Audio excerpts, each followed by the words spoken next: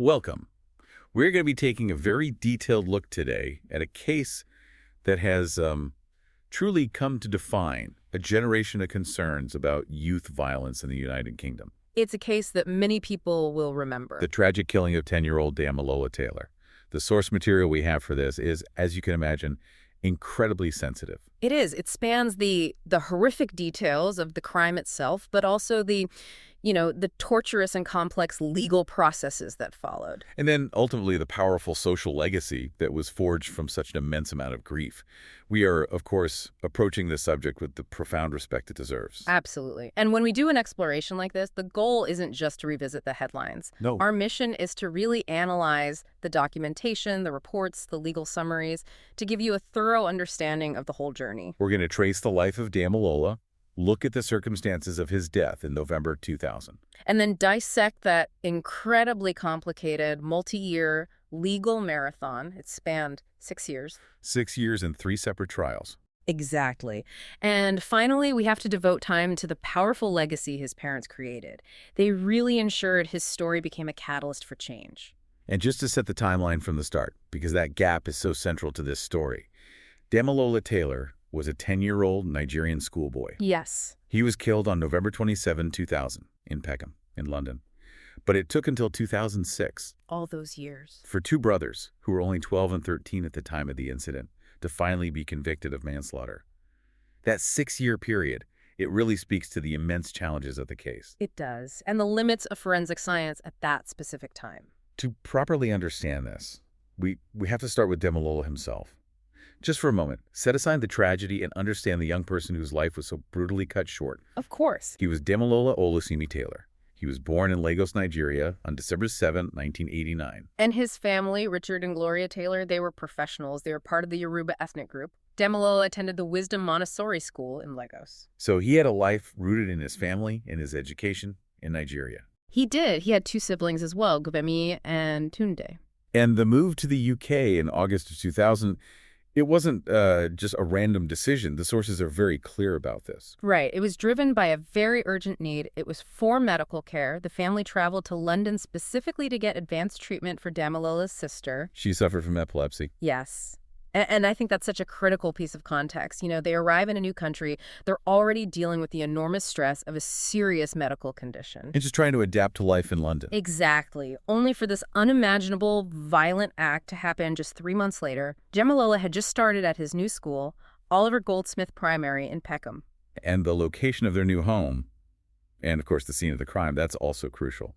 The North Peckham estate in southeast London in the year 2000. Well, by many accounts, it was a socially challenging area. The sources describe high levels of poverty, neglect, and quite pervasive antisocial behavior. And gang activity, which will become very relevant later on. That whole neighborhood context is essential. It just provides a backdrop of vulnerability for a new arrival like Damilola. So let's detail the incident itself. It was a Monday afternoon, November 27, 2000, just before 5 p.m. 4:51 p.m., to be precise. Yeah. Damilola was walking home. He'd been at the Peckham Library, and he was getting close to the North Peckham estate, a journey he was probably just starting to get used to.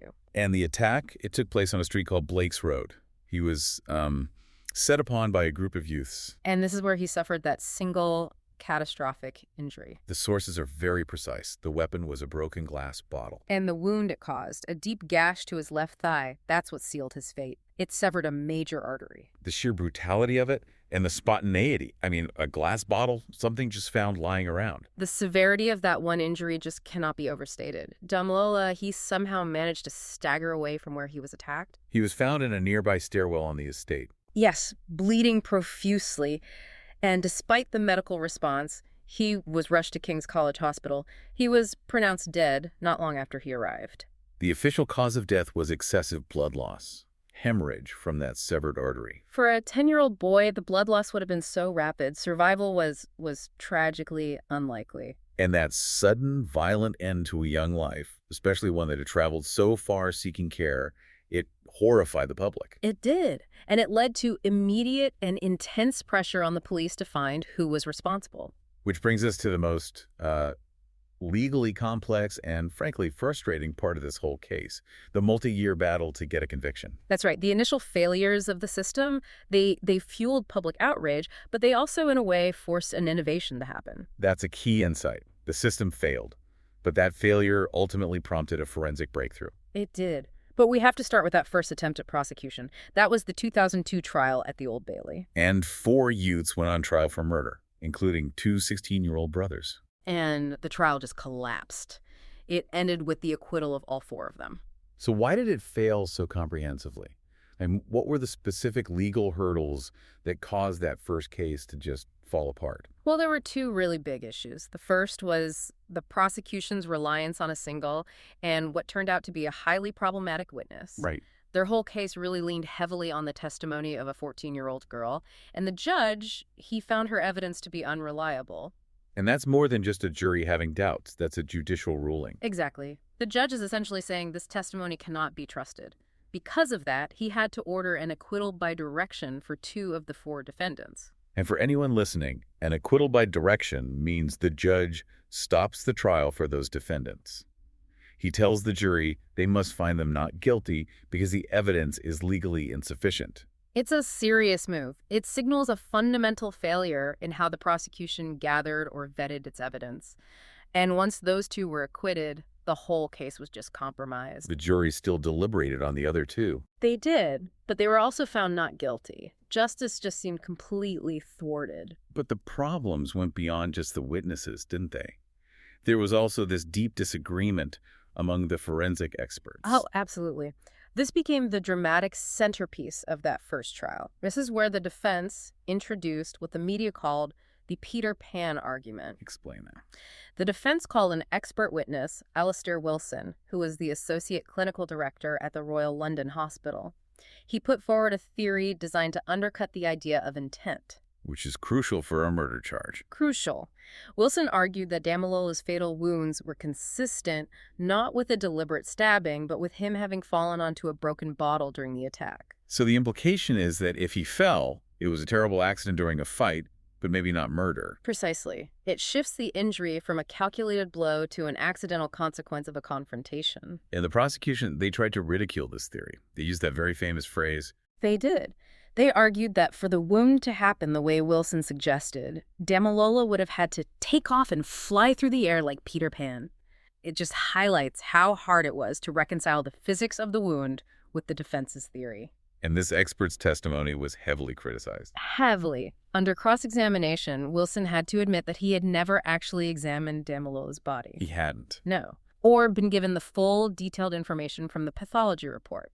And in complete contrast, you had the pathologist, Dr. Vesna Jurovic. Right. And she maintained her professional opinion throughout.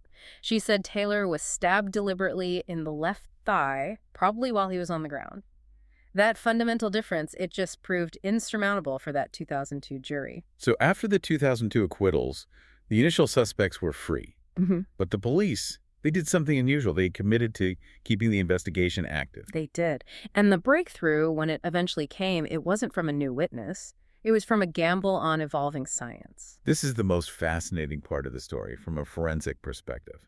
I agree. The justice system had failed, but the investigators kept looking for evidence that, couldn't lie. They turned to new and emerging DNA techniques. Spearheaded by the renowned forensic scientist, Angela Gallup. And her team, yes. They went back to the original items that were collected back in 2000, and they were hoping they could extract some viable genetic material from them. So what were these new techniques? I mean, what specifically changed? The breakthrough relied on something called low copy number, or LCN, DNA testing. Okay. In traditional DNA testing back then, you needed a pretty substantial sample, a visible blood stain, something like that. LCN testing, however, it's designed to amplify and analyze tiny quantities of DNA. Just a few cells. Potentially, yes, from a brief touch or a microscopic splatter. This allowed the team to look at samples that were just too small or too degraded to get a result from in the first round of tests. It was a very controversial technology at the time, wasn't it? It was, and it's still debated in courts. The risk of contamination is higher, the profiles can be fragmented, but in this case, it was the only option left. And Gallup's team was successful. They were. They identified Damilola's blood on two specific, highly incriminating items, and these items belonged to two young men who were not part of that original group of four. And what were the items? Damilola's blood was found on the trainers worn by a young man named Danny Preddie, and, just as significantly, on the sweatshirt cuff of his brother, Ricky Preddie. And that is the hard, objective evidence that completely changed the direction of the case. It's irrefutable. It physically connected the Preddie brothers to Damilola during the fatal incident, and it provided the solid foundation they needed to overcome all those earlier problems. So this led to fresh arrests in 2005. But this time, the charges were manslaughter, not murder. Why the change? Well, that was a very strategic legal move by the prosecution. To prove murder, you have to prove intent, the intent to kill or cause grievous bodily harm. Which was the whole sticking point in the first trial. Exactly. Given that whole debate about whether he was stabbed or fell, and the difficulty of proving a 12-year-old intended to kill someone, manslaughter was a much more achievable charge. It just requires proving a criminal act resulted in death. Right. It removes that high bar of premeditation. So the new defendants were Hassan Jihad, who was 19, and the Preddie brothers, Danny and Ricky, who were 16 and 17 by then. Which brings us to the second trial in 2006. Yes, another long process, starting in January at the Old Bailey. And even with the new DNA evidence, the defense structure was similar.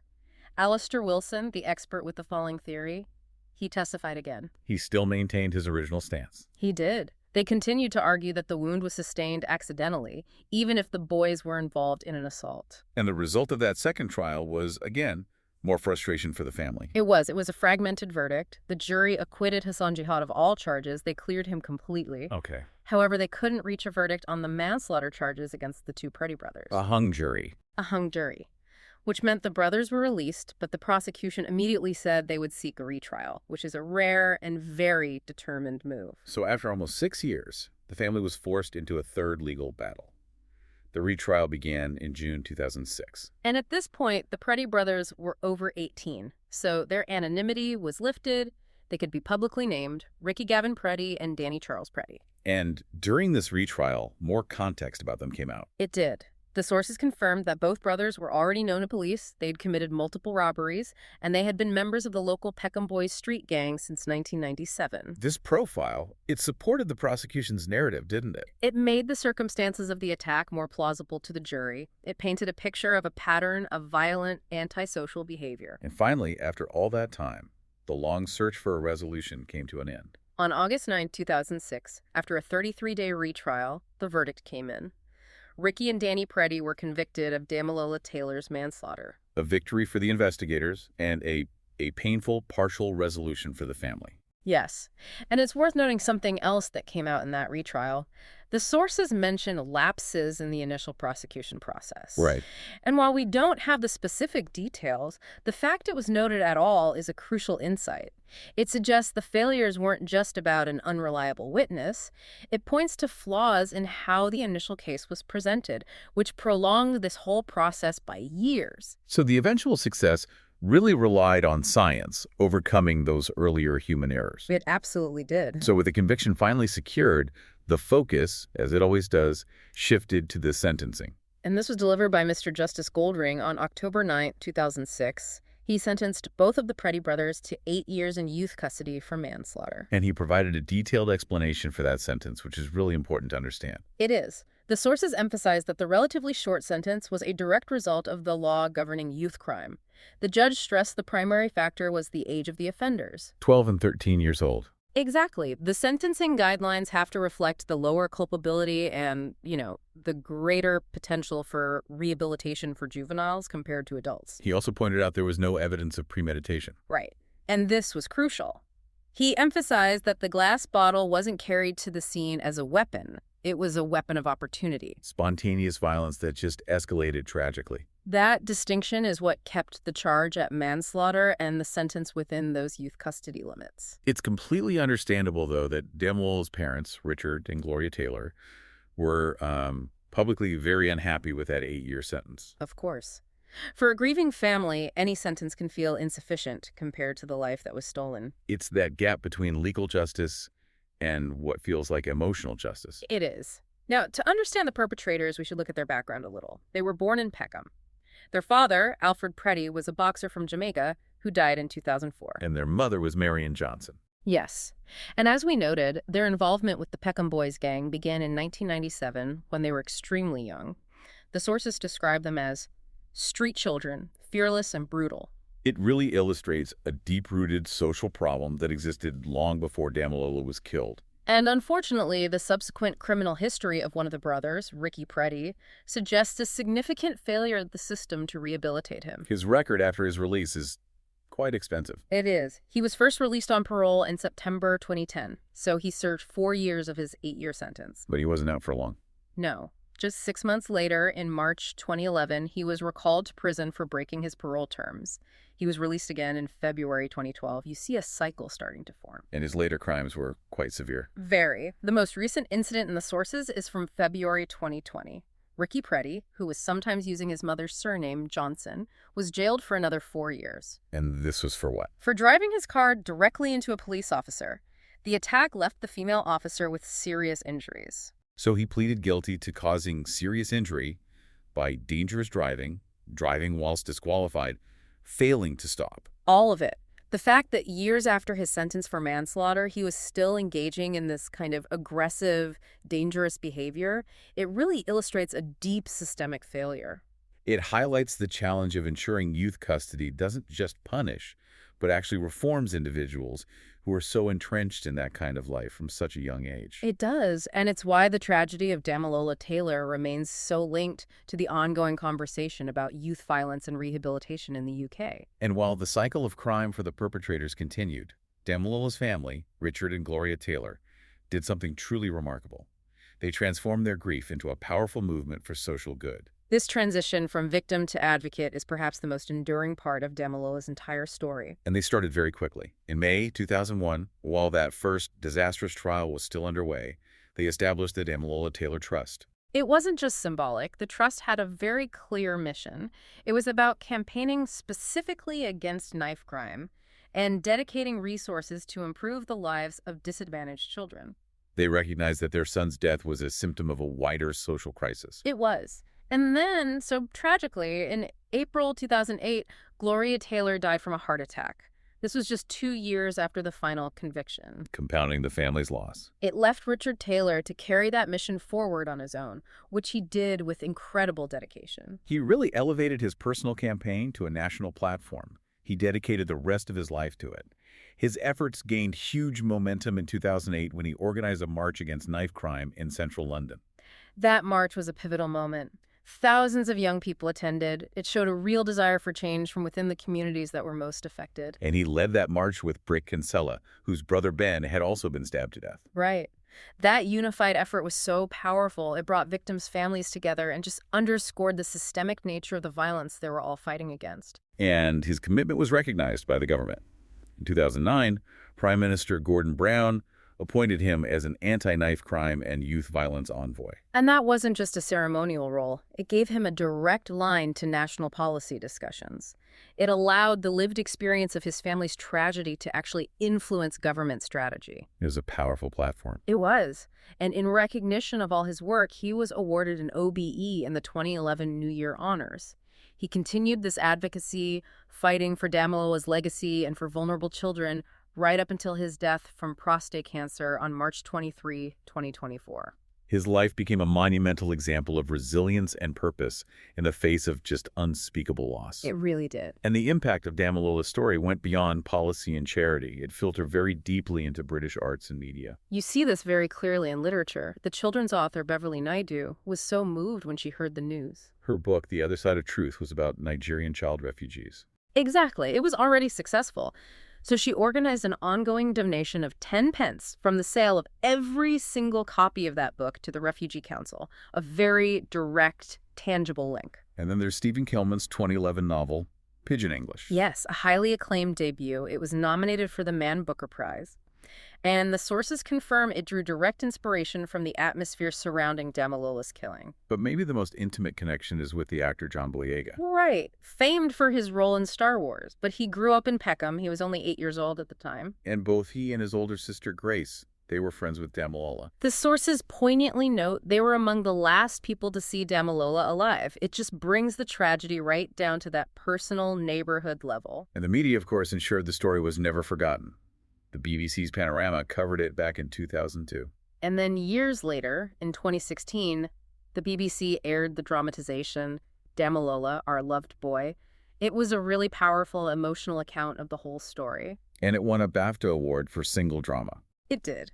And more recently, for the 20th anniversary in 2020, Channel 4 aired a documentary called Damilola, The Boy Next Door.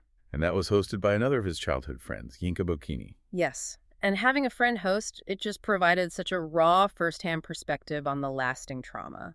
It moved beyond the legal facts into the emotional reality of what that community went through. And finally, the legacy has been institutionalized, hasn't it? It has. In 2020, December 7th, which is Damilola's birthday, was officially declared the Day of Hope. It ensures the focus remains on the positive outcomes his parents fought for: charity, mentorship, safer communities. It makes sure his life is remembered as a call to action. So what we've really examined today is this devastating portrait of loss. But it's also a story defined by a persistent, agonizing fight for legal resolution. We've seen the senseless end of a young life, the necessity of 3 separate trials, and the complete dependence on that cutting edge and very controversial forensic science. The LCN DNA testing. Yes, that was what it took to finally secure a conviction. And crucially, we've analyzed the incredible dignity and purpose found by Richard and Gloria Taylor, who turned their personal catastrophe into a national movement for change. The central lesson here really seems to be the triumph of forensic persistence over that initial systemic failure. I think so. That initial acquittal in 2002 could have just buried the case forever. But the decision to keep the investigation open and the application of that new DNA technology, That was the linchpin. it was the absolute linchpin. Finding that trace of blood on the Preddie brothers' clothing was the objective proof they needed. It allowed them to bypass all the disputed expert testimony and successfully pivot the charge from murder to manslaughter. For you, the listener, understanding this case means recognizing the fragility of justice when it relies on human witnesses. And the power of hard scientific fact to eventually prevail. It is a profound story that continues to resonate today. It is, and the legacy of Damilola Taylor is very much a living one. The Damilola Taylor Trust continues its work. The Day of Hope ensures his purpose remains visible. So the final thought to consider is this. Decades later, as urban youth violence persists, how can we as a society ensure that the resources and the political will that were dedicated to solving this one case are consistently applied to the preventative work that Richard and Gloria Taylor championed, honoring their sacrifice by protecting the next generation? Thank you for joining us for this serious and important examination of the sources related to the killing of Damilola Taylor. Thanks for listening.